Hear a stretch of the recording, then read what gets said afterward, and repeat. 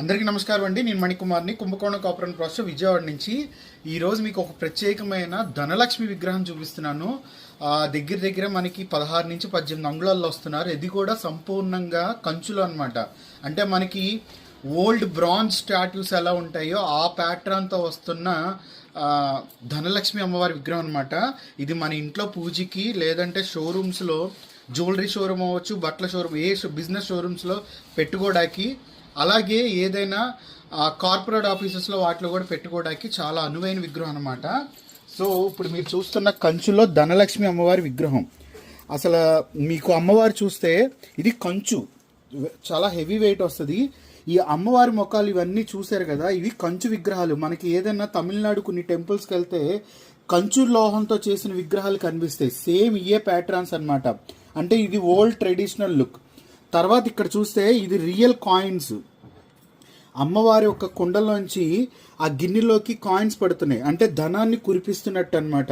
అలాగే ఇరువైపుల ఏనుగులు వచ్చేటప్పటికి గజమాలను పట్టుకుని ఉంటాయి, అమ్మవారి సేవలో ఉన్నట్టు ఉంటాయి.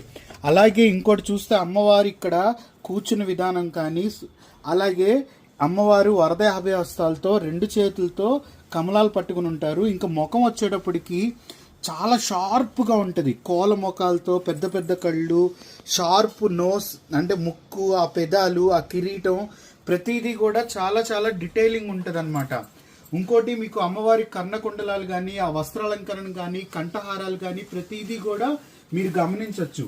సో ఎవరైతే ఒక పాత ఓల్డ్ ట్రెడిషనల్లో ధనలక్ష్మి అమ్మవారిని, ఈ స్కల్ప్చర్ని పెట్టుకోవాలనుకుంటారో శ్రావణ మాసంలో చాలా చాలా స్పెషల్ అనమాట. ఇంకోటి పరిపూర్ణ కంచు విగ్రహం. అమ్మవారు చూడండి, ఆ కుండని, ఆ వేళ్ళు, ఆ అంటే అమ్మవారు ఆ వేళ్ళని ముడిచిన విధానం, ఆ పట్టుకున్న విధానం, ఆ ధనం కురుస్తున్న విధానం మీకు ఎంత నేచురల్గా ఉంటుందంటే అంత నేచురల్గా ఉంటుంది ఈ విగ్రహం అనేది. సో చాలా చాలా స్పెషల్. శ్రావణ మాసానికి ప్రత్యేకంగా చూపిస్తున్న కంచు విగ్రహంలో హై ప్రీమియం క్వాలిటీ ధనలక్ష్మి విగ్రహం అనమాట.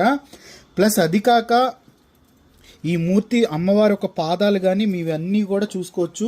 ఇంకోటి, మీరు ఎప్పుడైనా డస్టింగ్ చేసుకోవాలనుకుంటే జస్ట్ బ్రష్తో చేసుకోండి. వీటికి పెద్ద మెయింటెనెన్స్ కూడా ఉంటుంది. మామూలుగా బ్రష్ ఉంటుంది కదా, పెయింట్ బ్రష్, ఆ బ్రష్ తీసుకుని మీరు ఇలా నీట్గా డస్ట్ ఎక్కడైనా పెడితే క్లీన్ చేసుకుంటే సరిపోతుంది అనమాట. అంతకన్నా ఇంకెక్కువ మెయింటెనెన్స్ అయితే ఉండదు. సో ఇది మనకు వచ్చేటప్పటికి ఒక 25 kgs అలా పైనే వస్తుందండి. సో ధనలక్ష్మి అమ్మవారి ప్రత్యేకమైన కలెక్షన్ శ్రావణ మాసంలో మీకోసం.